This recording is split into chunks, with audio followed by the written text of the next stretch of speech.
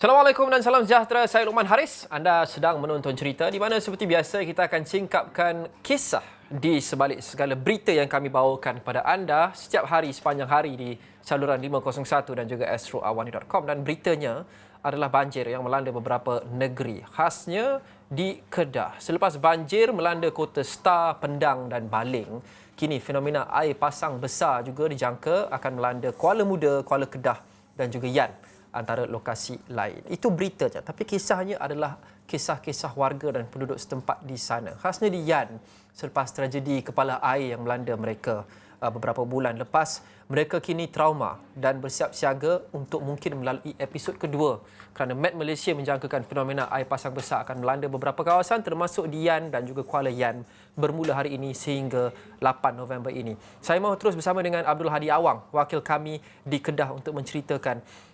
Hadi, ceritakan sedikit persiapan dan juga yang paling penting trauma untuk penduduk-penduduk di Yan khasnya apabila mendengar berita bahawa fenomena air pasang besar mungkin akan kembali ke kawasan mereka.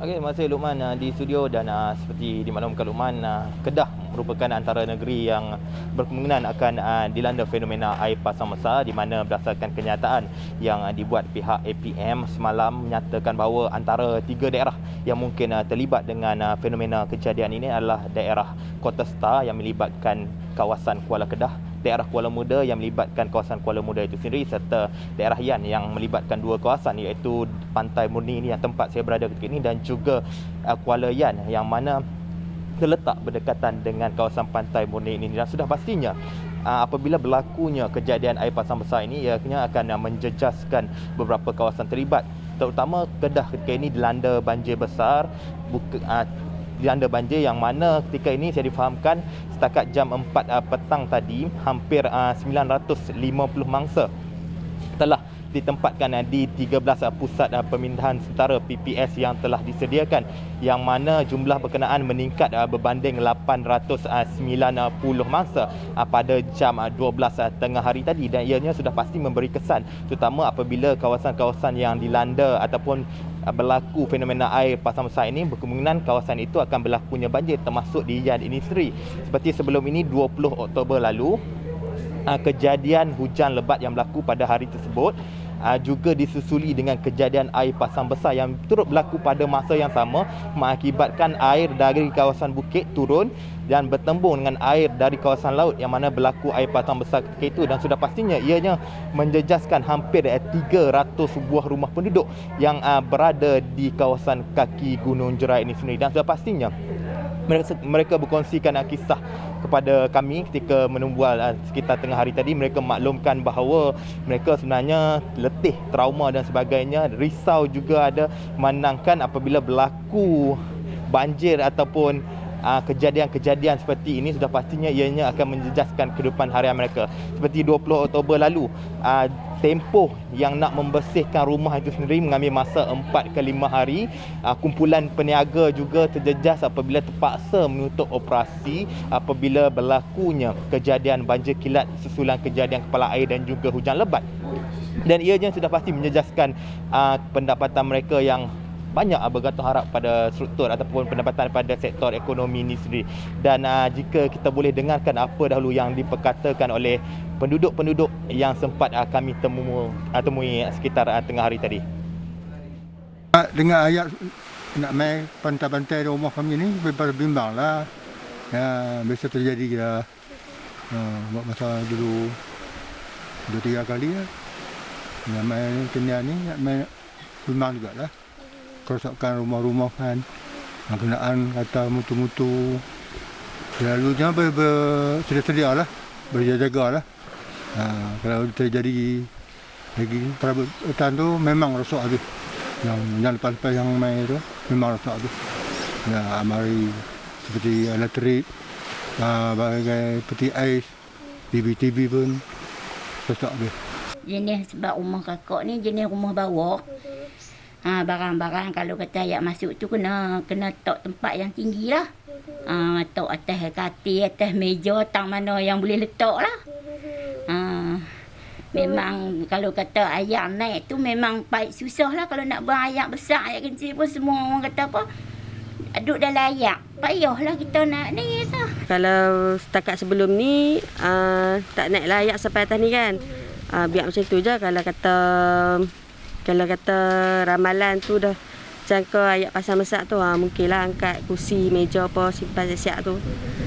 Macam barang-barang dalam kedai tu, simpan siap-siap lah.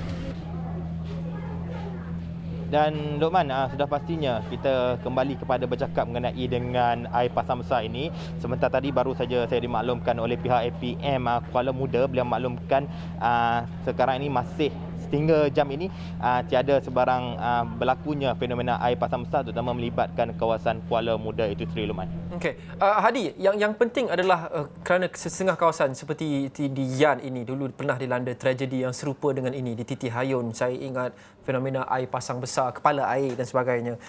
Yang penting adalah apa yang dilakukan sejak insiden lepas, kira-kira 3 bulan lepas, untuk menambah baik infrastruktur dan menjaga kebajikan rakyat.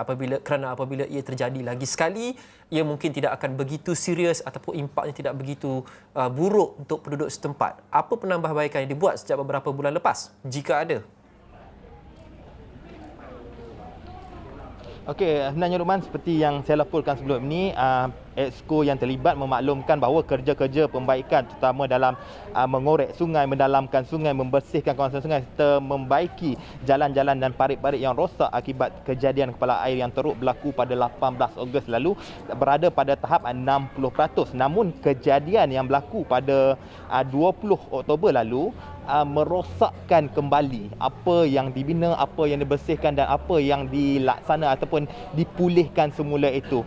Ianya memberi kesan yang agak besar terutama pada penduduk setempat, menangkan parit yang baru nak dibina itu tertimbus semula dengan pasir. Ada chalet yang terpaksa mengalami kerugian sehingga RM80,000, serta ada juga laluan-laluan baru air yang mana sebelum ini saliran air itu mengalir pada jalan yang betul kita panggil cabang-cabang sungai. Namun apabila berlaku kejadian kepala air 18 Ogos lalu, muncul laluan-laluan baru seperti di atas jalan raya yang mana ianya menyukarkan pergerakan seharian penduduk, memandangkan jalan yang mereka lalui setiap hari itu telah dinaiki air. Dan sudah pastinya sebentar tadi juga saya sempat membuat liputan mengenai aduan penduduk berkenaan dengan sebuah jambatan yang masih belum dibaiki di Kampung Setul.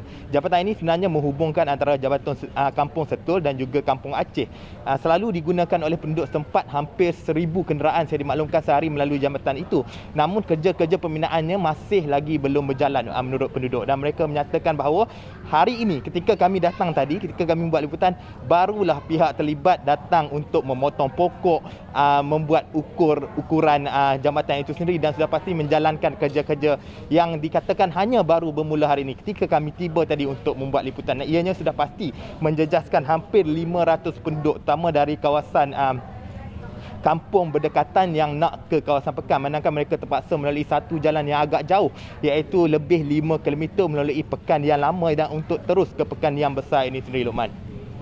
Jadi dalam erti kata lain, adakah tahap kesediaan infrastruktur dan kesiapsiagaan hari ini untuk kali ini fenomena air pasang besar sama seperti ke tahap kesediaan sewaktu tragedi kepala air dan air pasang besar 3 bulan lepas?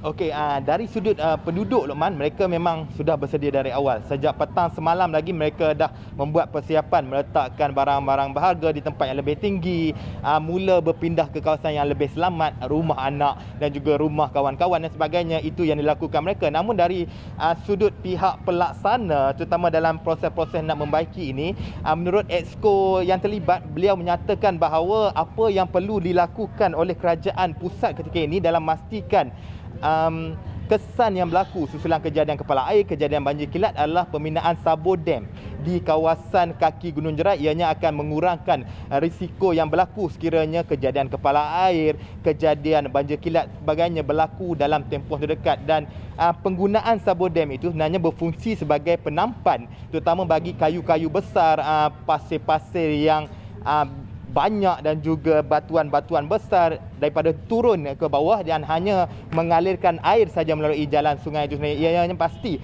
akan memberi kesan yang lebih baik, bukan kita panggil kesan yang lebih baik, kesan yang tidak terlalu teruk. sekiranya berlaku kejadian kepala air pada masa akan datang, Luqman. Okey. Hadi, kita nampak di visual itu, kita nampak juga anak-anak kecil. Sudah tentu antara keluarga ini mempunyai anak-anak kecil dan juga kita ambil kira mungkin setengah daripada mereka sudah tentu tempat tinggal mereka akan terkesan. Tapi mungkin ada di antara mereka yang mungkin berniaga secara harian dan sebagainya, itu pekerjaan mereka. Jadi jika ada yang peniaga ini dan juga anak-anak kecil ini, bagaimana perniagaan mereka mungkin akan terkesan, bagaimana anak-anak ini mungkin persekolahan atau pendidikan mereka mungkin akan terkesan apabila mereka terpaksa mengosongkan rumah, dipindahkan ke tempat lain, dan apa yang dilakukan untuk memastikan kedua-dua aspek ini tidak terjejas dengan begitu teruk sepanjang episod Air Pasang Besar ini berlangsung. Okey, Luqman, sebenarnya ketika saya membuat liputan berbalik kepada isu banjir yang berlaku di Kedah ini, ketika saya membuat liputan di Sekolah Kebangsaan Langgar semalam, sebenarnya saya dijelaskan oleh penduduk setempat banjir yang berlaku di kawasan itu adalah banjir terbendung, banjir yang kekal pada paras yang sama, pada tempoh yang lama, di mana banjir itu berlaku dalam tempoh 2 minggu dan berada pada paras yang sama, tidak surut air itu sudah pastinya memungkinkan mereka untuk berada lebih lama di PPS, dan itu sudah pasti akan menjejaskan kehidupan harian mereka yang kebanyakan bekerja sendiri. Ada yang berniaga, ada yang menoreh getah dan juga ada yang bekerja sebagai petani, sama yang berada ataupun yang menetap di kawasan sekitar Langgar itu sendiri. Dan sudah pastinya mereka menyatakan bahawa tumpuan utama ketika ini adalah bagaimana projek ataupun bagaimana proses-proses pembaikan kawasan-kawasan sungai, kawasan-kawasan alur kecil bagi mengelakkan kejadian sebegini berulang pada masa akan datang, selain kaedah kerajaan negeri dalam memberikan inisiatif-inisiatif baik membantu mereka dalam tempoh sukar ketika ini. Dan sudah pastinya dalam masa yang sama SOP di PPS itu sendiri dijelaskan oleh pihak IPM. Mereka maklumkan bahawa dalam masa nak memastikan keselamatan penduduk di kawasan itu terjaga, mereka juga perlu memberi fokus kepada penduduk-penduduk yang perlu dipindahkan mengikut SOP yang ditetapkan, memandangkan kita ketika ini masih berada dalam era berlakunya penularan wabak COVID-19, Luqman. Okey, terima kasih Hadi Awang, Wakil Astro Awani Kedah, dan kita doakan yang terbaik untuk penduduk setempat di sana yang terkesan dan segala bantuan akan disalurkan kepada mereka secara komprehensif dan juga dalam masa yang singkat dan segala aspek kehidupan mereka akan kekal senormal yang mungkin. Itu dari Kedah. Selepas ini kita berhenti berehat seketika dan kita akan kembali dengan cerita berkenaan dengan PRN yang ketiga dalam era pandemik. PRN Sarawak. Selepas beberapa bulan kita berteka-teki, akhirnya terjawab apabila SPR mengesahkan bahawa DUN Negeri Sarawak sudah pun terbubar kerana proklamasi darurat sudah pun dibatalkan, dan bermakna satu benda, iaitu pilihan raya bakal diadakan di Sarawak. Itu selepas ini cerita di sebalik beritanya. Kita kembali selepas ini, jangan ke mana-mana.